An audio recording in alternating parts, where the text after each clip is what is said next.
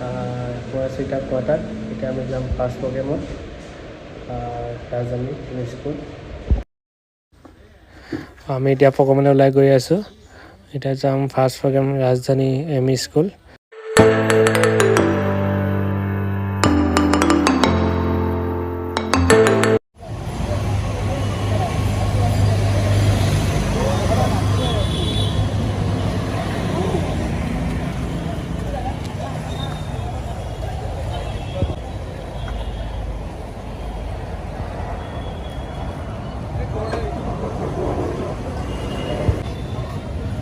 স্কুলখনত বহুত গছ গছনি আছে, তাৰ মাজতো স্কুলখন বহুত চাফ চিকুণকৈ ৰখা হৈছে। এতিয়া বহুত চাফ চিকুণকৈ ৰাখিছে। ইয়াত বটলৰ মুখনিবিলাক এনেদৰে ৰখা হৈছে। বটলৰ মুখনিবিলাক গলাই এনেকৈ আপোনাৰ ফুলৰ টাব বনোৱা হৈছে। ইয়াত কিমান ধুনীয়া লাগিছে। স্কুলতে বনোৱা হৈছে, নিজে তৈয়াৰ কৰিছে।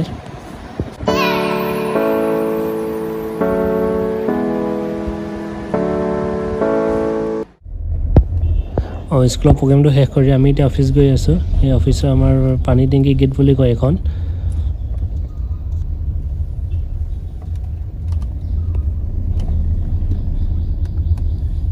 এই অফিচৰ মেইন গেটত সোমাইছোঁ আৰু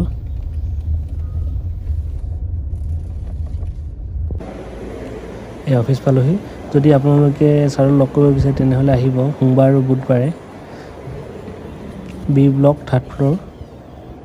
আমি এতিয়া কোৱাৰ্টাৰ আহিলোঁ। ছাৰে অলপ ৰেষ্ট ল'ব, তাৰপিছত আমি অকণমান ৰেষ্ট ল'ম, তাৰপিছত আকৌ অফিচ যাম। অফিচত কিমান কি দেৰি হয় আপোনালোকক দেখাই থাকিম, আপোনালোকে ভিডিঅ'টো চাই থাকিব।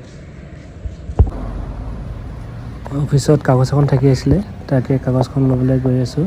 কিনো কাগজ, ছাৰৰ ইম্পৰ্টেণ্ট কাগজ বুলি কৈছে, তাকে ল'বলৈ গৈ আছোঁ। কাগজখন ল'লোঁ, এতিয়া আকৌ কোৱাৰ্টাৰত গৈ আছোঁ ছাৰৰ স্কুললৈ কাগজখন দেখাবৰ কাৰণে।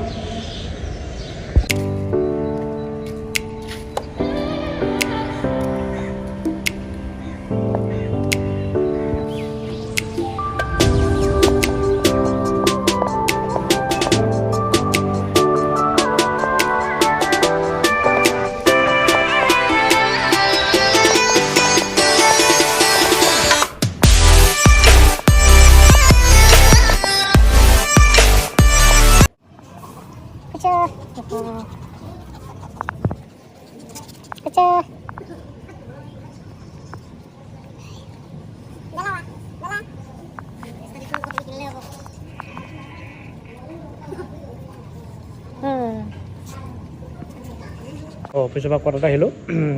তাকে কোৱাৰ্টাৰত অলপ টাইম মই ৰখিম, তাৰপিছত মই ৰুমলৈ যাম। আজিলৈ ভিডিঅ' ইমানে। যদি ভিডিঅ'টো চাই ভাল লাগিলে লাইক, কমেণ্ট আৰু শ্বেয়াৰ কৰিব।